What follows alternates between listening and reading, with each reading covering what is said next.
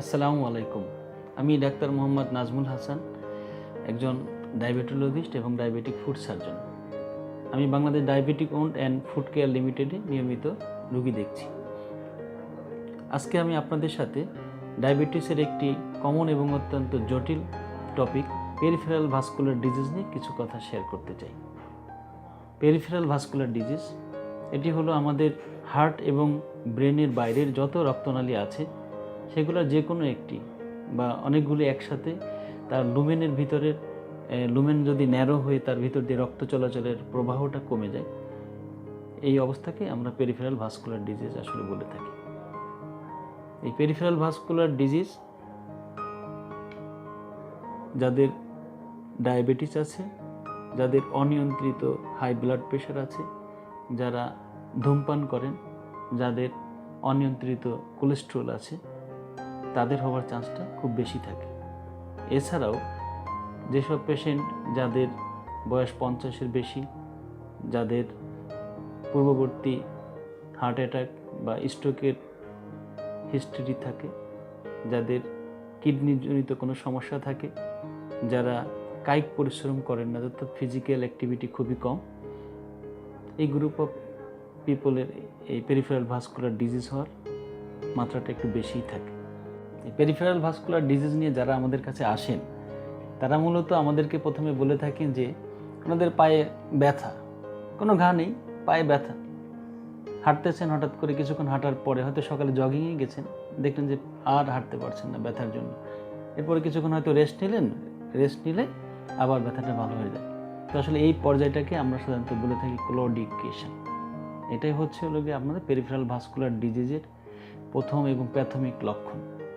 এছাড়াও আমরা যে লক্ষণগুলো আমাদের রোগীদের মাঝে পাই সেগুলো হলো যে পা ঠান্ডা হয়ে যাওয়া, হঠাৎ করে পায়ের কালার চেঞ্জ হয়ে যাওয়া, পায়ের চুলের পরিমাণ কমে যাওয়া, পা লাল হয়ে যাওয়া, পা ফুলে যাওয়া। এমনকি দেখা যায় পেশেন্ট অনেক দিন ধরে পায়ে একটি ক্ষত আছে, ছোট একটি ক্ষত, কিন্তু কোনোভাবে ভালো হচ্ছে না, 2 মাস 3 মাস 4 মাস হয়ে গেল, কোনোভাবে ভালো হয় না। অনেক সময় দেখা যায় যে পায়ের আঙ্গুল কালো হয়ে মরে কাঠের মতো শুকিয়ে যায়, একটি আঙ্গুলের পরে 2টি 3টি, এভাবে আসলে ঘা শুকাতে চায় না। তো এই পর্যায়ে আমরা সাধারণত যে পরামর্শ দিয়ে থাকি, আমার কথা হচ্ছে যে আপনাদের পায়ের এরকম সমস্যা দেখা দিলে সময় ক্ষেপণ না করে দ্রুত আপনারা একজন vascular surgeon, diabetic foot surgeon অথবা যে কোনো একজন ডাক্তারের শরণাপন্ন করুন। সেই ক্ষেত্রে হয়তো বা প্রাথমিকভাবে যদি আপনার রোগটি ধরা যায়, রোগটিকে আমরা কীভাবে ধরতে পারি সেটা একটি আইডিয়া দেয় আপনাদের। আমরা সাধারণত ফিজিক্যালি যেমন আপনার পালসগুলো আমরা নিজেরাই, যেমন হাতের পালস আমরা দেখি, সেই ক্ষেত্রে আমরা আপনার পায়েরও কিন্তু পালসগুলো ফিল করে দেখতে পারি যে আপনার হয়তো হাঁটুর নিচে, যেমন হাঁটুর উপর থেকে যদি শুরু করি ফিমোরাল পালস, তারপর হাঁটুর নিচ থেকে পপরেটিয়াল পালস, অ্যান্টেরিয়র টিবিয়াল, আর্টেরিয়া ডরসালিস পেডিস, এই পালসগুলো আমরা ফিল করতে পারি হাত দিয়ে।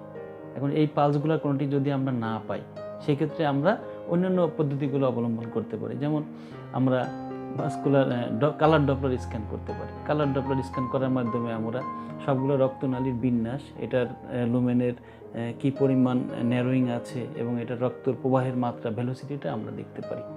এছাড়া আমরা যেমন অ্যাঙ্কেল ব্র্যাকিয়াল ইন্ডেক্স করতে পারি, এবিআই করি। এবিআই সহজভাবে আমরা এটা যে কোনো চেম্বারে যে কোনো ডাক্তারই করে থাকতে পারেন। এছাড়াও যদি আমরা চাই আরও ভালোভাবে আর দেখতে চাই, সেক্ষেত্রে আমরা সিটি এনজিওগ্রাম করতে পারি, এমআরআই করতে পারি। ইভেন কনভেনশনাল যে এনজিওগ্রাম আছে সেটা আমরা পেরিফেরাল এনজিওগ্রামের মাধ্যমে এই রোগটি ধরতে পারি। তো এইভাবে আমরা রোগটি ধরার পরে রোগের আমাদের পেশেন্টের যে লক্ষণগুলো থাকে সেই অনুযায়ী আমরা ট্রিটমেন্টের পদ্ধতিটা ঠিক করে থাকি। কোনো পেশেন্টের পায়ে কোনো ঘা নেই, স্বাভাবিকভাবে এসেছেন, যে ওনার হয়তো পায়ে ব্যথা হলো, সেক্ষেত্রে আমরা আসলে প্রাথমিকভাবে চেষ্টা করি প্রাথমিক ট্রিটমেন্ট করার জন্য। সেক্ষেত্রে আমাদের টার্গেট থাকে যে আমরা যে পরিমাণ ওনার হয়তো ভাস্কুলার ড্যামেজ হয়ে গিয়েছে অলরেডি, সেটা ওখানেই থামিয়ে দেওয়া এবং আর যাতে বাড়তে না পারে, অথবা যে লক্ষণগুলো এখনই আছে সেগুলোকে ট্রিটমেন্ট করা।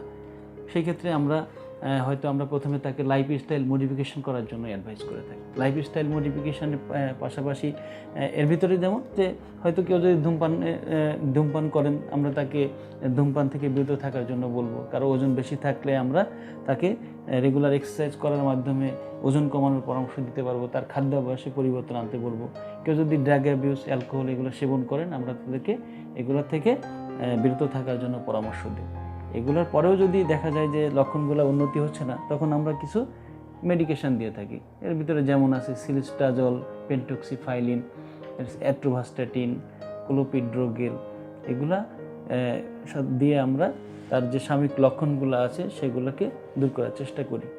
এছাড়াও আমাদের প্রথমেই মনে রাখতে হবে, সব ক্ষেত্রে আমাদের ডায়াবেটিসটা স্ট্রিক্টলি কন্ট্রোল করতে হবে। ডায়াবেটিস কন্ট্রোল না থাকলে ডায়াবেটিক পেশেন্টের অন্যান্য ট্রিটমেন্টগুলো করে খুব একটা লাভ হয় না।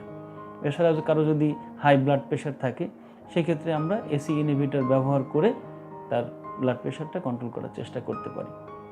এটা হলো প্রাইমারি ট্রিটমেন্ট। এখন যদি আমাদের কাছে জটিল সমস্যা নিয়ে কোনো পেশেন্ট, জটিল ইনফেকশন নিয়ে কোনো পেশেন্ট আসে, খুব খারাপ অবস্থা নিয়ে আসে, সেই ক্ষেত্রে আসলে আমাদের অপারেটিভ প্রসিডিউরে যাওয়া লাগে। এখন দেখা গেলো যে একটা পেশেন্টের পায়ে কোনো ইনফেকশন নাই, বাট একটা আঙ্গুল শক্ত হয়ে শুকিয়ে মরে আছে, সেক্ষেত্রে আমি কিন্তু প্রথমেই অপারেশন করব না। আমি তাকে প্রথমে অ্যাসেস করব, তাকে ওই যে প্রাথমিক যে ট্রিটমেন্টের কথাগুলো প্রিভিয়াসলি আমি আলাপ করলাম, সেগুলো দিয়ে আমরা মনিটর করব, ওয়েট করব, অ্যাটলিস্ট 1 মাস 2 মাস 3 মাস ওয়েট করব। কিন্তু যদি ইনফেকশন না থাকে, বাট যদি ইনফেকশন থাকে, গন্ধ হয়, পাস পড়ে, সেক্ষেত্রে কিন্তু আমি অপেক্ষা করব না। সেক্ষেত্রে আমাকে সার্জিক্যাল প্রসিডিউরে যেতেই হবে, একটা অপারেশন করে তার ময়লা অংশটা, তার ইনফেকশনটা, এগুলো দূর করার চেষ্টা করতে হবে। পাশাপাশি তাকে মেডিকেশন দিয়ে আমরা ট্রিটমেন্ট করার চেষ্টা করব এবং অপেক্ষা করব 1 মাস 1.5 মাস 2 মাস প্রয়োজন, সেই পর্যন্ত যখন না একটা লাইন অফ ডিমার্কেশন তৈরি হয়, যেটা দেখলে আমি বুঝবো যে হ্যাঁ, এরপরে আর ওনার পায়ের অবস্থা খারাপ হচ্ছে না। হয়তো আঙ্গুল একটা নষ্ট হয়েছে, পরেরটা আর নষ্ট হচ্ছে না, পায়ের উপরের দিকে কোনোভাবে আর ঘাটা বাড়ছে না। ওই পর্যায়ে গিয়ে আমি তখন আসলে সিদ্ধান্ত নিব যে ওনার কি অপারেশনটা করা প্রয়োজন। এইসব ক্ষেত্রে দেখা যায় অনেক সময় আমাদের একজন মানুষের পায়ের একটা আঙ্গুল, পায়ের সামনের অংশ, এমনকি হাঁটুর নিচে বা উপরের অংশ কেটে ফেলা লাগতে পারে। এজন্যই আসলে বলেছি যে এই রোগটা অত্যন্ত ভয়াবহ এবং জটিল।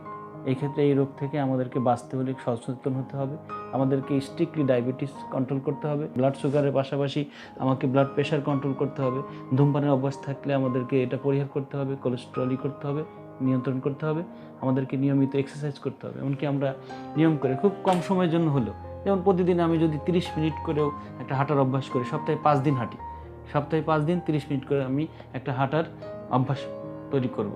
খাদ্যাভ্যাসে পরিবর্তন আনবো, আমাদেরকে ফ্যাটি খাবারগুলো পরিহার করতে হবে, আমাদেরকে কোলেস্ট্রল কন্টেইনিং খাবারগুলোকে পরিহার করতে হবে। সেইভাবে আমরা আসলে এই রোগ থেকে হয়তোবা পরিত্রাণ না পেলেও আমরা কিছুটা নিয়ন্ত্রণে রাখতে হয়তো সচেষ্ট হব। এখন আমাদের যে পেশেন্টগুলো ঘা নিয়ে, অর্থাৎ ওন্ড নিয়ে আসে, যে অলরেডি ঘা হয়ে আসে, পাশাপাশি পেরিফেরাল ভাস্কুলার ডিজিজ, ঘায়ের উন্নতি হচ্ছে না, আমরা হয়তো অপারেশনও করেছি, উন্নতি হচ্ছে না, তাদের ক্ষেত্রে কী করা যেতে পারে সেই বিষয়ে একটু আলাপ করতে চাই। সেই বিষয়ে আমাদের Bangladesh diabetic wound and foot care সেন্টারে কয়েকটি বিশেষ ব্যবস্থা আমরা রেখেছি। এর ভিতরে যেমন আমাদের আছে পিআরপি থেরাপি। আপনার শরীরে রক্ত নিয়ে, আপনার রক্ত দিয়ে আমরা পিআরপি তৈরি করব, সেই মেশিন আমাদের এখানে আছে। ইভেন আমরা এখানে tropical oxygen, warm oxygen therapy দিতে পারি, আমাদের এখানে ওজন থেরাপির ব্যবস্থা আছে, ইভেন আমরা ভ্যাকের ব্যবস্থা আছে। এসব দিয়ে আমরা আপনার ওন এক্সেলারেশনের চেষ্টা করতে পারি। এরপরেও যদি দেখা যায় যে উন্নতি হচ্ছে না, তখন আসলে আমাদেরকে একজন ভাস্কুলার সার্জনের পরামর্শ নিতে হয়।